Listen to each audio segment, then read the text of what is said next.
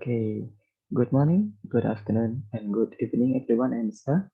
So, I would like to present about my research background and literature review. But first, let me introduce myself. My name is Gede Santiawan. I'm from 4A class. In this material, I will discuss about the quantitative design, research design of my what is it? My topics. It's teachers' creativity of using technology on the purpose of reducing student stress in online learning. Okay. Okay, without further ado, let's jump to the reset background. Part one of my proposal is reset background. The part A, background of the study. Okay, as we know that COVID-19 spread around the world, that makes the almost all of human activity goes to online, also in the education, which make all students and also the teacher can work and learn through online platform, and they don't go to school. They can learn in their house or their friend's house or wherever. But okay, maybe how of students enjoyed the learning process through individual learning, but it's changed when the online learning goes to going to what is it bombarded by the tasks from the teacher and the homework, which is many homeworks, many tasks, and many projects. A little bit communication between teacher and students. It makes students feel bored and stressed. Okay, as semesters fly, maybe 2 semesters, if, for example, students become more bored and more stressed with the material, with the courses, with the tasks. But okay, teacher become aware that with this case, then not all teacher, just one until five teacher and 10 teacher, conduct the communication between students and teacher with what is it virtual platform, what no, it's named video conferences. I forgot it. For video conferences between teacher and students, so they can talk directly and also synchronously. uh, okay, teacher do the humanization, but it's not all students still feel still feel bored and stressed because they cannot interact with students, friends more, and teacher, so that I, as the researchers, want to know the teacher's progress on humanization of online learning by using technologies and reducing the stress during this pandemic learning. What is it? It means that okay, not all teacher implement to use online tools to humanization, but they use it for just make a creativity of their task. We will discuss it in the limitation of the studies next. Okay, this is the limitations of the studies. As I said before, that my focus is to know how teachers use technology in order to reducing student stress in online learning in aspect of humanizing. Uh, the mean of humanizing here is about not being a robot, because robot cannot interact more our with us. I mean, with us as a human. Okay, then the learning process like interaction, as I said before, between teacher and students, and also among the students. And also, I don't focus my research in the teachers using technology to lead students to make a creative assignment and task. Okay, several teachers may use technology like YouTube to make video with their content. Okay, this is good. This is make the also creative, but my I think this makes students almost stressed, almost depressed with the task that very big they think, especially that from students who are uh, I can say seldom to make contents in, for example, like Instagram. Okay, maybe this is their what is it? Biggest task in their life. So I don't want to focus on those. I want focus to the humanizing part. Okay, that's my limitation of the study.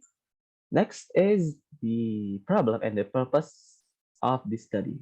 Okay, I have two research problems here. The first one is how many does contribution of students to ease the online learning process in the aspect of humanization?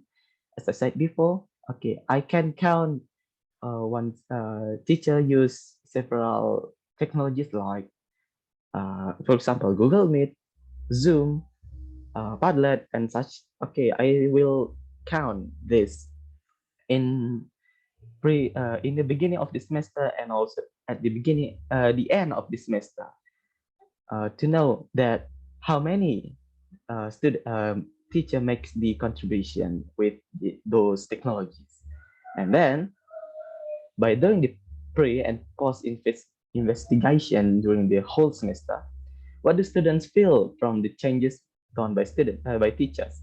As I said before, it's like as I said before. Okay, okay.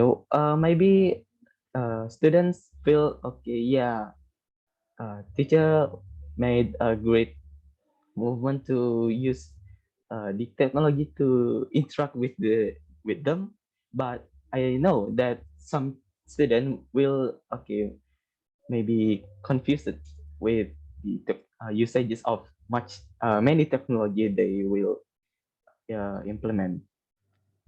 Okay, that's the research problems. Next is the purpose of the study.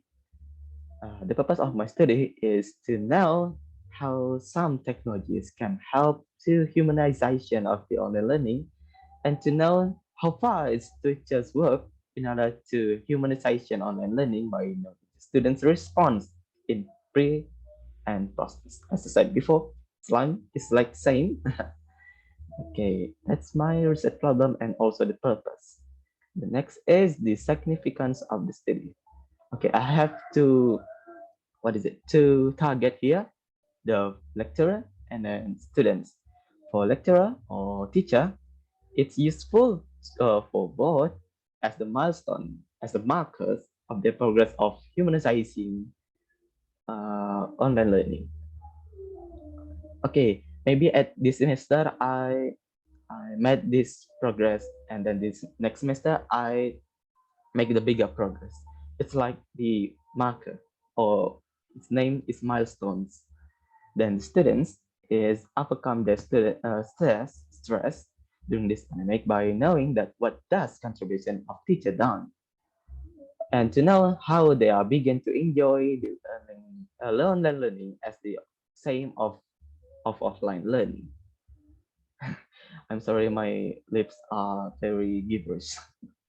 Then next into my literature review. I conduct this literature review into three main categories. The first main category is the stress itself. Okay, stress symptoms. Okay, what makes the stress? Okay, especially in this condition of the online learning, uh, stress symptoms, they are like sleep disturbances, decreased appetite, emotional symptoms like in the form of feeling anxious, mood swings, lack of enthusiasm for activities, not focusing on the mind because it becomes chaotic, struggle to stay at home. Okay, maybe for you, for students who was often to go outside, and also become lonely, bored, and frustrated because of the screen time. Lonely said I as students also feel the same. Uh, 8 hours in the screen, it makes me feel bored and lonely. Okay, but I don't want to focus in the anxious one because this will be very heavy to talk. Let we skip this one, and then what's next is interaction and limited information and medication. Okay, this makes the stress. The less interaction and limited information and communication makes students are unable to explore the notifications, and there are some problems that they don't understand, but they are difficult to explain because of their work too many. They don't have time to talk it. Maybe uh, they are very tired to talk and also much. Then the number B is technology and humanization.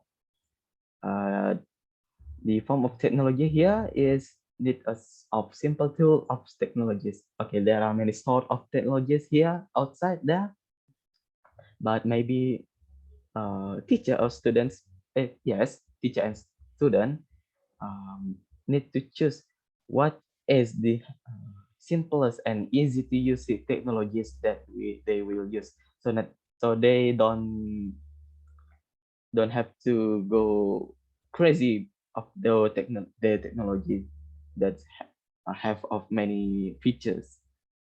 Then also the humanization stand up for all students as they will not feel even alone. Okay, in the online learning, yeah, there are many sort of the resources that we can access it by ourselves.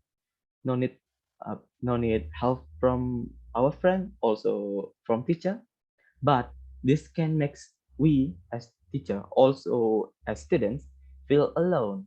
So we don't want to this happen, feel alone. This is the part of the humanization. And also the collaboration is also part of the humanization. Okay, sorry. Collaboration. This is the traditional part of the human, because human cannot what is it? Cannot live by their self, by itself. I'm sorry. Itself? Herself? Himself. Okay, forgot it. So human needs collaboration, social in their community, so that this is the most important part, I think I can say, in this the humanization part. Then the next is the last, the technologies. Okay, I have three technologies here that can be used in the what is it, in the my research. The first one is the breakout rooms in the Zoom. Uh, uh, I don't think that all students know this feature. Okay, I cite from Agustina and Suhaya. Student small group situation is where for rooms in the breakout room would provide opportunities for students to showing their opinion more freely. So it was possible for students to learn more optimally by those collaboration between the students, other students, and also from teacher. Okay, then the Google Workspace. Google Workspace is not application. It's a bunch of many features like Google Slides. What is it?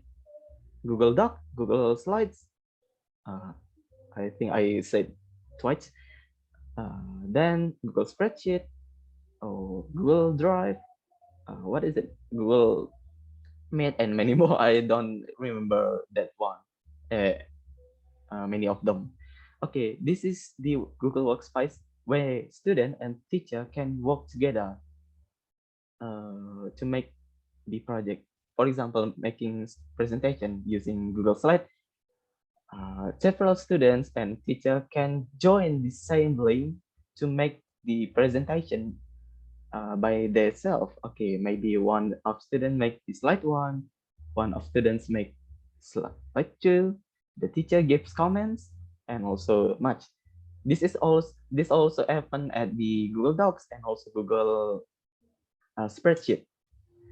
And then for Google Meet, it's same like the Zoom. Okay, the function is similar, but Google Meet doesn't have that name of breakout room. And the next is the virtual cafe. Virtual cafe is the site, not site, a feature of our LMS, learning management system in our university, Indiksa, Universitas Pendidikan Ganesha, especially at our courses in quantitative research design. I cite from the Made et al. That the role of virtual cafe is to provide comments and responses to train students discussing topic and be active participant in a relaxing way.